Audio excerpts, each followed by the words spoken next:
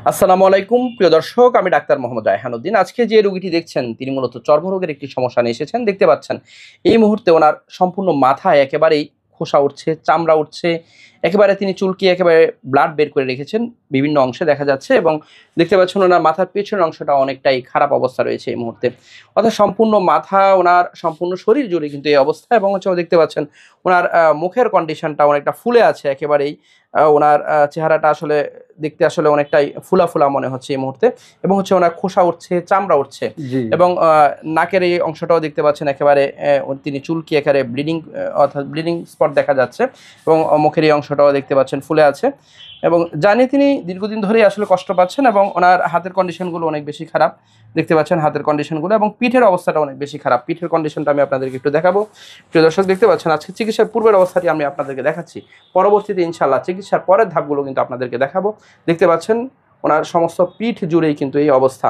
এবং ওনার পেটের যে কন্ডিশনটা, পেটের কন্ডিশনটা আপনাদেরকে আমি দেখাচ্ছি। দেখতে পাচ্ছেন যে অবস্থা অনেক বেশি খারাপ এই মুহূর্তে। অর্থাৎ সমস্ত শরীর জুড়েই কিন্তু এই অবস্থা নিয়ে তিনি ভুগছেন দীর্ঘদিন ধরে। শুনবো ওনার মুখ থেকে। কেমন আছেন? আলহামদুলিল্লাহ। জি, আলহামদুলিল্লাহ। আপনি যেই সমস্যাটা নিয়ে এসেছেন, এই সমস্যা নিয়ে কতদিন ধরে ভুগছেন? আমি আজ 2 বছর ধরে 2 ভুগছি। বছর ধরে ভুগছেন। কেমন চুলকানো হয় এটা? অতিরিক্ত চুলকায়, যখন চুলকাতে মানে সিঁড়ি ফেলার মতো। এত বেশি পরিমাণে চুলকাচ্ছে, ঘুমাতে চুলকায়। কষ্ট হয় আপনার? ঘুমাতে কষ্ট হয়, ঘুমাতে রাতে ঘুম হয় না। রাতে ঘুম হয় না, ঘুমাতে কষ্ট হয়। আজকে আমরা চিকিৎসা পূর্বের অবস্থাটি আপনাদেরকে দেখাচ্ছি। পরবর্তীতে চিকিৎসা পরের ধাপগুলো কিন্তু আপনাদেরকে ইনশাআল্লাহ দেখাবো। প্রিয় দর্শক, এটি একটি রোগ। এই রোগকে রোগ মনে করতে হবে। আমাদের এই ভিডিওগুলো করার মূল উদ্দেশ্য হচ্ছে চিকিৎসা নিতে উৎসাহিত করার জন্য। এবং সমাজে অনেকেই এই ধরনের রোগীদেরকে অনেক কটু কথা বলে থাকেন, বিভিন্ন ধরনের আসলে ওনাদেরকে মানসিক দুশ্চিন্তা আরও বাড়িয়ে দেন। যখন দোকানে পাটে যেতে একটু লজ্জাবোধ হয় করে এবং মানুষজন এটা সেটা বলে, তাই না? জি জি। আমাদের উচিত হবে এই ধরনের রোগীদেরকে সঠিক চিকিৎসার জন্য উৎসাহিত করা এবং তাদের মনোবল জোগানোর জন্য আপনি উৎসাহিত করা।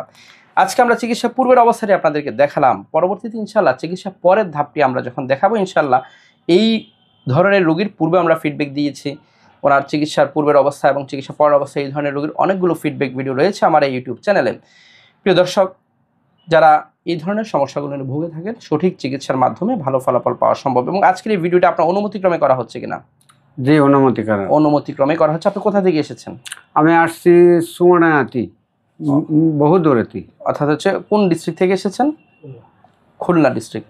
খুলনা খুলনা। খুলনা থেকে এসেছেন। খুলনা থেকে তিনি ঢাকা চেম্বারে এসেছেন। প্রিয় দর্শক, যারা নিয়মিত ভিডিওগুলো দেখে থাকেন আপনাদের প্রতি কৃতজ্ঞতা জানিয়ে শেষ করছি। আসসালামু আলাইকুম।